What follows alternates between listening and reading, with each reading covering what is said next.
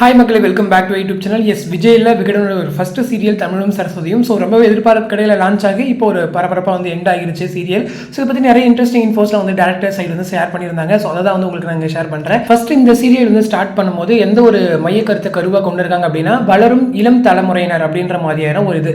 So அவங்களாம் இது மாதிரி நார்மலாக, அதாவது ஒரு ரொம்ப புவராக இருந்தாலுமே கூட அவங்களுமே சக்ஸஸ் ஆகலாம், ஸோ ஏதாச்சும் ஒரு பிஸ்னஸ் மூலியமா அப்படின்ற ஒரு டைட்டில் வச்சு தான் வந்து இவங்க ஸ்டார்ட் பண்ணியிருக்காங்க. ஸோ அந்த ஒரு மைய கருத்து. அதை தொடர்ந்து இந்த சீரியலுக்கு டைட்டில் என்ன வச்சிருக்காங்க அப்படின்னா, அதாவது நம்முடைய சரஸ்வதி இருக்காங்க இல்லையா, ஸோ அவங்கள மையப்படுத்தி தான் வந்து சீரியல் வந்து ஸ்டார்ட் ஆயிருக்கு. ஸோ அவங்க வந்துட்டு இது மாதிரி அவங்க அப்பா ஒரு டீச்சர், ஸோ அவங்களுடைய பொண்ணு ஹீரோயினுக்கு வந்து படிப்பு வரலையே அப்படின்னு சொல்லிட்டு, ஸோ அதுவும் இல்லாமல் வந்துட்டு அவர் வந்து ரொம்ப கோவப்படுற மாதிரியும், அதனால நான் சரஸ்வதி, அதாவது படிக்கல அதனால நான் சரஸ்வதி அப்படின்ற ஒரு டைட்டில் தான் வந்து ஃபர்ஸ்ட் ஃபிக்ஸ் பண்ணியிருக்காங்க. பட் அதுக்கப்புறம் ஹீரோக்கு வந்து ஸ்பேஸ் கொடுக்கணும் அப்படின்னு சொல்லிட்டு தமிழும் சரஸ்வதியும் அப்படின்னு சொல்லி டைட்டில் வந்து மாற்றிருக்காங்களாமா. ஸோ ரொம்பவே சர்ப்ரைசிங்காக இருக்கலாம். அதாவது இந்த மாதிரி இந்த பாஸ்ட் அப்டேட்ஸ்லாம் கேட்கும்போது, அதே போல் இந்த சீரியல் வந்து கொரோனாக்கு அப்புறம் தான் வந்து ஸ்டார்ட் ஆச்சு. ஸோ ஒரு நாள் குமரன் சார் வந்து நம்மளுடைய தீபக்கு ஃபோன் பண்ணிட்டு, இந்த மாதிரி நாங்கள் வந்து ஃபஸ்ட் டைம் விஜய் டிவி கூட ஒரு ப்ராஜெக்ட் பண்ணுறோம், ஸோ ஹீரோவா நீங்கள் கமிட் பண்ணுறீங்களா, நடிக்கிறீங்களா அப்படின்னு கேட்டப்போ, ஸோ அவருமே யதார்த்தமாக பேச போய் தான் வந்துட்டு இந்த ப்ராஜெக்ட்டுமே கமிட் ஆகியிருக்காங்க. ஸோ அதே போல் அந்த செட்டில் லாஸ்ட் டே ஷூட் அன்னைக்கு நம்மளுடைய சந்திரகலா மேம் அவங்களுமே வந்திருக்காங்க.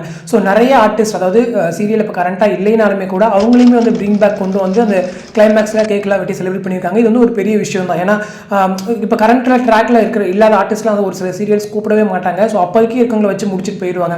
ஸோ இந்த மாதிரி சந்திரகலா மேம்லாம் வந்துட்டு ரொம்ப ஃபீல் பண்ணிட்டாங்க. அதாவது நீங்கள் எந்த மாதிரி ரோல்ஸ் கொடுத்தாலும் நாங்கள் நடிக்க தயார், ஏன்னா அவங்க நாங்கள் வளர்ந்ததே உங்களால் தான் அப்படின்னு சொல்லிட்டு எல்லாருமே வந்து குமரன் சார் பற்றி ரொம்ப பெருமையாக பேசியிருந்தாங்க. அதே போல் இந்த சீரியல் ஒரு ஸ்பெஷல் மூமெண்ட் என்ன அப்படின்னா, இந்த சீரியலில் வாய்ஸ் இருக்கு இல்லையா, ஸோ எல்லாமே ஓன் வாய்ஸஸ். ஸோ அதுவுமே ஒரு நோட்டபிளான ஒரு விஷயம் தான். அப்புறம் இன்னொரு அப்டேட் சொல்லியிருந்தாங்க, இன்னொரு விகடன் சீரியல் வந்து ப்ரொடியூஸ் பண்ணுறாங்க அப்படின்னு சொல்லிட்டு, அது நமச்சி வந்து கன்ஃபார்மாக இருக்காரு அப்படின்னு சொல்லி அவரே சொல்லியிருந்தாரு.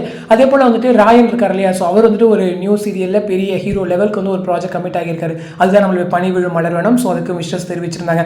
ஸோ அடுத்தடுத்து அவங்க எல்லாருமே ஒரு சூன் பெரிய ப்ராஜெக்டை சந்திக்கிறோம் அப்படின்னு சொல்லி விடைபெற்றிருந்தாங்க. ஸோ நம்மளுமே ரொம்ப மிஸ் பண்ணுறோம். ஸோ இந்த வருஷம் விஜய் டெலிவிஷன் அவார்ட்ஸில் அவங்களுக்கு ஏதாச்சும் ஒரு ஸ்பெஷல் அவார்ட்ஸ் கொடுத்தாங்க அப்படின்னா நல்லாயிருக்கும் அப்படிங்கிறது தான். ஸோ இந்த அப்டேட் பற்றின உங்களோட கமெண்ட் செக்ஷன் சொல்லுங்கள். அடுத்து ஒரு இன்ட்ரெஸ்ட் நெக்ஸ்ட் மீட் பண்ணுறேன். தேங்க்ஸ் ஃபார் வாட்சிங் அண்ட் பை.